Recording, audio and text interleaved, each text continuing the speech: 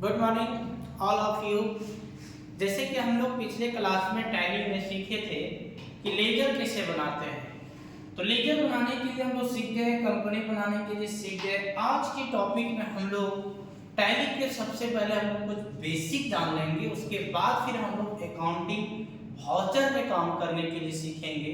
तो सबसे पहले यहाँ पे देखिए कि इंट्रोडक्शन ऑफ अकाउंटिंग, यानी अकाउंटिंग क्या है। बोलता है accounting is a process to identifying the recording, classifying and reporting of on financial transaction and systematic manner for the purpose of providing the financial information of decision making.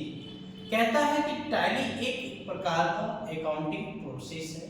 होता है to identify the recording, जिसमें हम लोग सारे recording को identify कर सकते हैं, चेक कर सकते हैं कि कौन सा रिकॉर्ड को कौन सा पार्ट में करना है। And reporting and financial transaction, और पूरे साल का हम लोग ट्रांजैक्शन को इसमें क्या कर सकते हैं, देख सकते हैं। एक सिस्टमैटिक यानी एक ढंग से, यानी एक रूप से, यानी काम करने की इसका एक अलग प्रकार का शैली है। प्रत्येक दिन का, प्रत्येक मंथ बाय डेट बाय, इसमें हम लोग देख सकते हैं। For the purpose of providing the financial information. और टैली एक प्रकार का ऐसा अकाउंटिंग सॉफ्टवेयर है जिसमें हम लोग एक फाइनेंशियल यानी सालाना ट्रांजैक्शन को हम लोग करने के लिए अच्छा सुविधा है। फॉर डिसीजन मेकिंग, और एक सलाह देता है कि हम लोग डिसीजन ले सकते हैं। आगे बोलता है phase of the accounting cycle.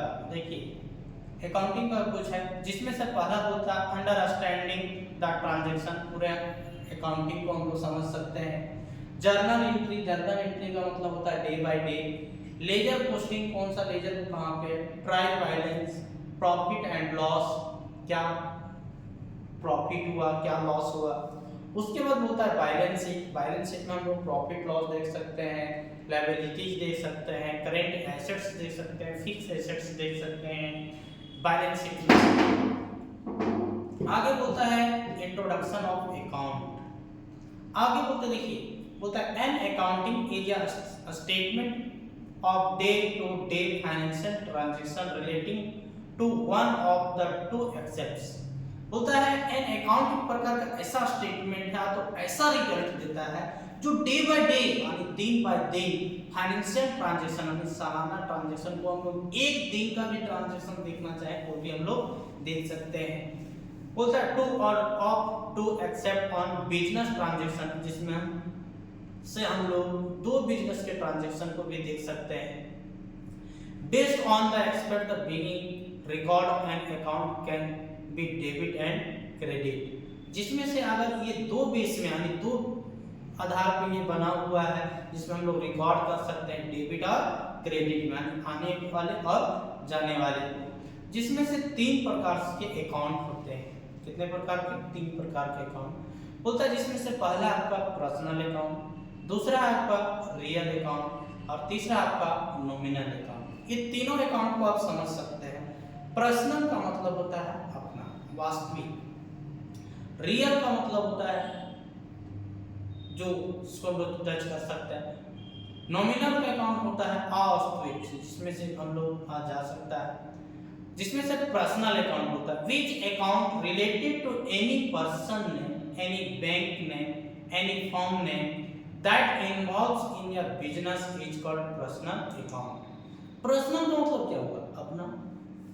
बोलता है वैसा अकाउंट जो किसी व्यक्ति के नाम से जुड़ा हुआ हो, किसी बैंक के नाम से जुड़ा हुआ हो, तो किसी फर्म यानी किसी संस्था के नाम से जुड़ा हो, involves in your business is called personal account।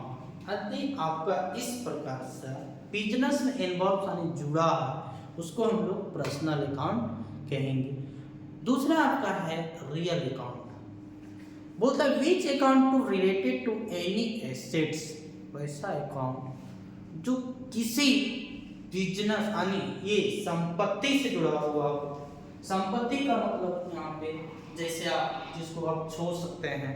बोलता है which we can touch, feel, catch and measure are called real account. तो सिंपल से याद रखना है कि रियल अकाउंट से कहते हैं जिसे हम लोग छू सकते हैं, टच कर सकते हैं, फील कर सकते हैं, कैच माप सकते हैं, तौल सकते हैं, उसे हम लोग रियल अकाउंट कहेंगे। एग्जाम्पल में आपका है कैश।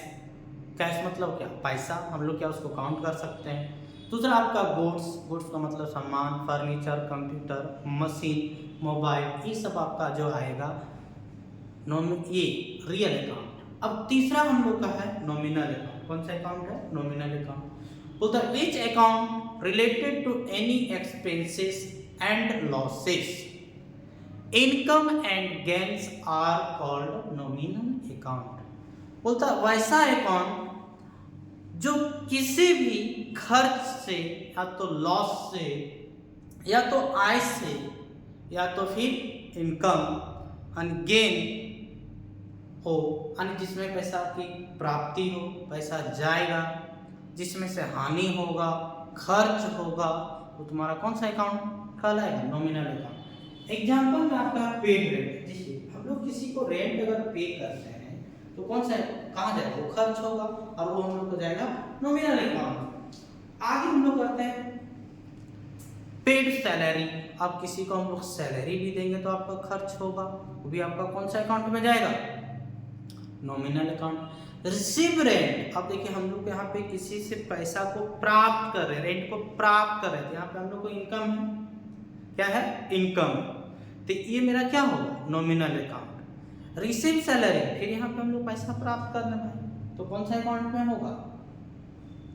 नॉमिनल अकाउंट में।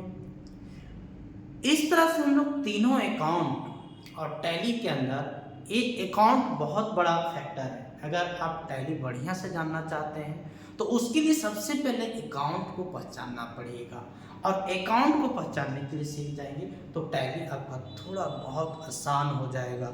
उसके बाद दूसरा रूप हम लोग आता है टैली के अंदर, और 3 चीज़ होता है golden rules. Golden rules of accounting, जो 3 रूल्स होते हैं, इसको हम लोग नेक्स्ट क्लास में, नेक्स्ट वीडियो में देखेंगे। तो आप इस तरह से टैली अगर बढ़िया से आप सीखना चाहते हैं, एक अकाउंटिंग मैनेजर बनना चाहते हैं, तो आप मेरे साथ जुड़े रहिए। आपको सारा डिटेल्स करके साथ साथ में आपको प्रैक्टिकल के साथ में बताते रहेंगे। तो थैंक यू।